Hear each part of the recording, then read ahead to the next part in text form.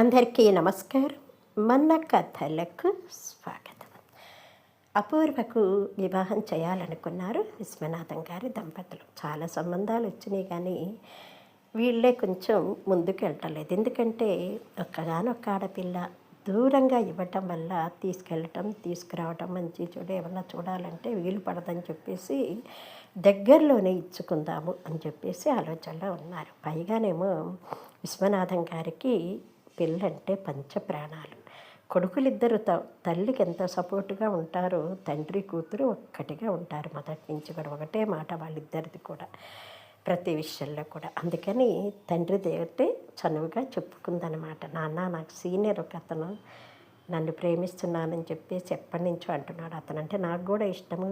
చదువు అయిపోయింది, జాబ్ చేస్తున్నాడు, ఇప్పుడు బ్యాంకులో జాబ్ చేస్తున్నాడు అనగానే అమ్మో మరి మన కులం అయితే పర్వాలేదమ్మా, వేరే కులం అయితే మాత్రం కష్టము, మన పరువు పోతుంది, ముఖ్యంగా అమ్మ కూడా ఒప్పుకోదు అనగానే మన కులమే డాడీ, మన ఊరు అతనేను, కాకపోతే సిటీలో ఉంటున్నారు. ఇద్దరు అక్కల తర్వాత తను రవీంద్ర పరంధామయ్య గారి అబ్బాయి, నీకు కూడా తెలుసు. అబ్బాయి నాకు కూడా తెలుసు, మా పిల్లాడు బుద్ధిమంతుడైనా ఏం చేస్తున్నాడంటే బ్యాంకులో జాబ్ చేస్తున్నాడు, మంచి జాబ్.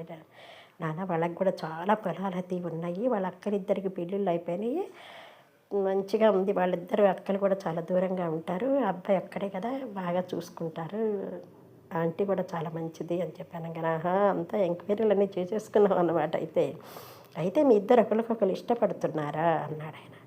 అవును నాన్న, అతనికి నేనంటే చాలా ఇష్టం, అమ్మ దగ్గరకు వచ్చి మాట్లాడతానని చెప్పేసి అంటే నేనే వద్దని చెప్పాను ముందుగా నీతో చెప్పి, నువ్వు అమ్మని ఒప్పిస్తే అప్పుడు మాట్లాడమని చెప్పాను అనగానే, నువ్వు చెప్పిన దాన్ని బట్టి చూస్తే బాగానే ఉన్నట్టు అనిపిస్తుందమ్మా, పైగా ఒకటే కులం అంటున్నావు, పైగా మన ఊరు వాడైనా పట్టణంలో ఉంటున్నారు కదా, పెద్ద దూరం కూడా కాదులే, మేము ఎట్లాగో పట్టణం వెళ్ళి వస్తుంటాం కాబట్టి నిన్ను కూడా చూసుకోవచ్చులే అమ్మా అని చెప్పేసి, సరే మీ అమ్మని ఒప్పిస్తాలే తల్లి అని చెప్పి అనగానే, తప్పకుండా ఒప్పించాలి నాన్న, ఎట్లయినా సరే నాకు మా ఇద్దరికి పెళ్లి చేయండి ఎట్లయినా సరే, ఎందుకంటే ఎప్పటి నుంచో తను నేను ఇష్టపడుతున్నాం ఒకళ్ళకొకళ్ళు, పైగా మీరు అన్నట్టు దూరం కూడా కాదు, దగ్గరే కాబట్టి అతనితోనే నా పెళ్ళి అయితే బాగుంటుంది అని చెప్పి అనగానే, సరేనమ్మా నీ మనసులో మాట నాకు చెప్పేసావు కానీ నీ మనసు బాధ పెట్టే పనులు మేమేమీ చెయ్యము, మీ అమ్మ ఒప్పుకున్నా ఒప్పుకోకపోయినా ఒప్పించి మరి ఆ అబ్బాయితోనే వివాహం జరిపించే బాధ్యత నాదే అని కూతురికి మాట ఇచ్చాడు. మా నాన్న బంగారం అని చెప్పనగానే,